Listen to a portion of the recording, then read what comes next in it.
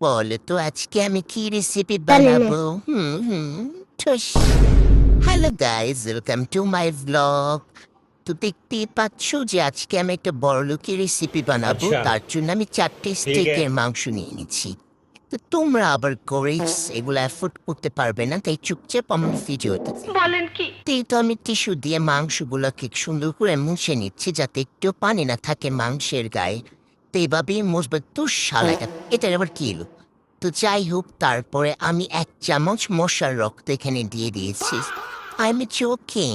अच्छा। 1 চামচ soya sauce দিয়ে দিয়েছি, তারপরে 1 চামচ গোলমরিচ দিয়ে দিয়েছি আর লবণ দিয়েছি। এই 3টা উপকরণই হয়ে যায়, বাট বাকি পরের যে 2টো উপকরণ টেস্টিং সল্ট আর সস, ওই 2টা আমি পাকনা মানে করে দিয়েছি, মানে পণ্ডিতি করেছি গাইস। সব রেসিপিতেই পণ্ডিতি করে আর কি। তারপর একটু সুন্দর করে এটাকে মেখে নিতে হবে। স্টিক বানাতে বেশি মশলার প্রয়োজন হয় না, अच्छा। খুব সামান্য মশলা দিয়ে ঠিক আছে। হয়ে যায়।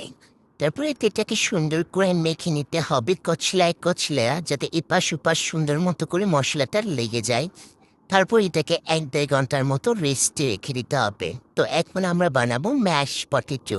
তার জন্য আমি আলুটাকে প্ল্যান্ডার করে নিয়েছি, কারণ আমার এত ধৈর্য নাই।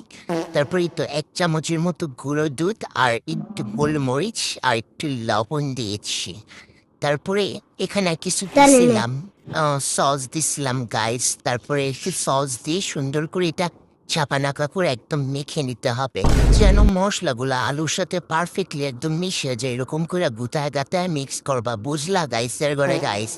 তারপরে এটা সুন্দর করে নাড়াচাড়া দিয়ে একদম মিক্স করে নেবা। দেখো, এটা দেখতে কিছুটা ম্যারোনিজের মতো লাগতেছে না, কিন্তু খাইতে কিন্তু অনেক বেশি আম্মি ছিল গাইস। তো যাই হোক, এটা সুন্দর করে এখন জাকানা করে নাড়াচাড়া দিয়ে এটাও রেস্টে রেখে দিবা। তারপরে 300 বছরের পুরানো একটা ফ্রাই প্যান নিয়ে নিবা। তো আমার কাছে বাটার ছিল না, আমি গরিব হয়ে গেছি। তারপরে আমি একটু ঘি আর তেল দিয়ে দিচ্ছি, আর একে একে এখন স্টেকগুলোও দিয়ে দিই। তো স্টেকগুলো দেওয়ার সময় মনে হইতেছিল বোম ফুটতেছিল, মানে এরকম পরিমাণে তেলে ছিটকাইতেছিল আর কি। উমা, আমার স্টেকের উপরে মিসাইল মারছে কেডা? আমি তো ভয়ই পাইয়ে গেছিলাম। তারপরে যখন 1 ঘন্টার মতো একদম লো হিটে রান্না করার পরে দেখলাম যে না, ওগুলো আবার ঠিক হয়ে গেছে আর কি। তো যাই হোক, এরকমই একদম কম আঁচে রান্না করবা, তাহলে মাংসটা পারফেক্টলি সিদ্ধ হইব। তো আমি আবার মুভি দেখতেছিলাম, আমার আর খেয়াল ছিল डिप्रेशन। না। তো আমি স্টেকগুলো একটু বেশি ওভার কুক করে লাইছি আর কি। তো ওইটা তোমরা একটু পরেই দেখতে পারবা। এই তো আমার স্টেকের ফাইনাল লুক।